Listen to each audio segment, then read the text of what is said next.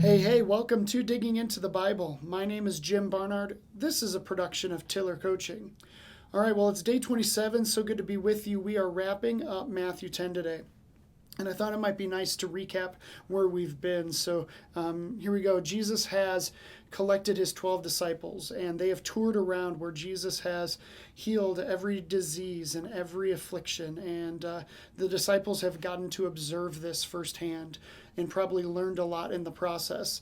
But then Jesus takes it a step further and he sends them out to go and do the same thing. He is basically having them practice making disciples.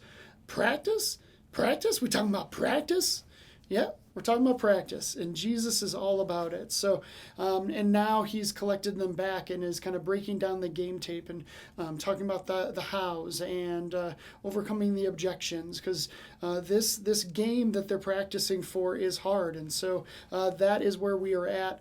This is kind of a longer set of scripture today, so I shouldn't take up any more time. Let's go ahead and dig in at Matthew chapter 10, starting at verse 26. So have no fear of them, for nothing is covered that will not be revealed, or hidden that will not be known.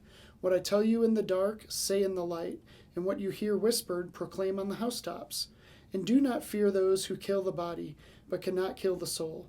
Rather fear him who can destroy both soul and body in hell. Are not 2 sparrows sold for a penny?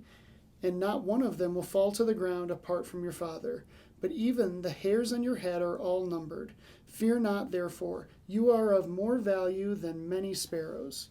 So everyone who acknowledges me before men, I also will acknowledge before my Father who is in heaven. But whoever denies me before men, I also will deny before my Father who is in heaven. Do not think that I have come to bring peace to the earth. I have not come to bring peace, but a sword. For I have come to set a man against his father, and a daughter against her mother, and a daughter-in-law against her mother-in-law. And a person's enemies will be those of his own household. Whoever loves father or mother more than me is not worthy of me, and whoever loves son or daughter more than me is not worthy of me. And whoever does not take his cross and follow me is not worthy of me. Whoever finds his life will lose it, and whoever loses his life for my sake will find it.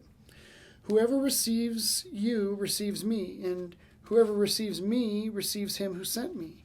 The one who receives a prophet, because he is a prophet, will receive a prophet's reward, and the one who receives a righteous person, because he is a righteous person, will receive a righteous person's reward.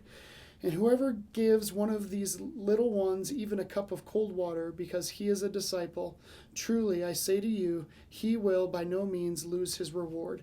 There's so much to cover there and not enough time to really dig in deep. One thing here is that Jesus is alluding to the cross. When he makes that statement in verse 38, whoever does not take his cross and follow me is not worthy of me. Man, don't you think the disciples are like, oh, hang on, like, what? What does that mean? Like, what are you talking about, the cross?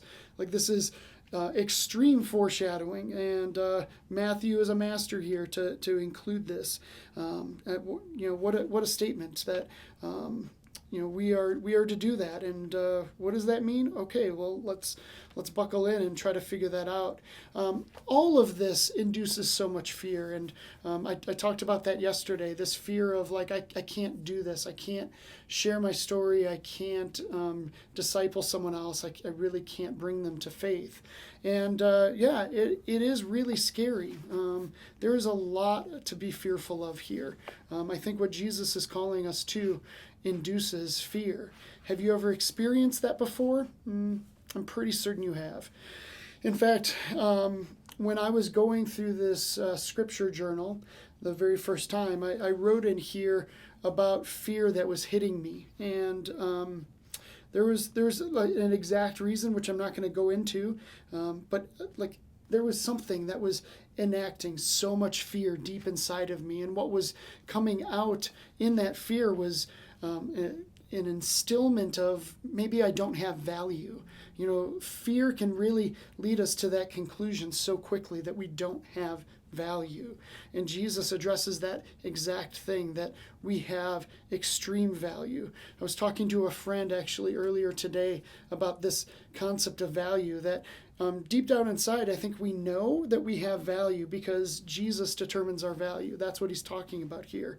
But isn't it so frustrating when we encounter a situation where that value is devalued, that we are encountered with a situation that's so fearful and it shakes our value, and we're lived in this kind of tormented place of like, well, I know that I have value, but I don't believe it, and it just really shakes us. Jesus addresses it, and he is desperate to remind us that we have extreme value. All right, I don't want to take up too much more time. Thank you for watching. Thank you for listening. I will see you tomorrow as we enter into Matthew 11. I'll see you then.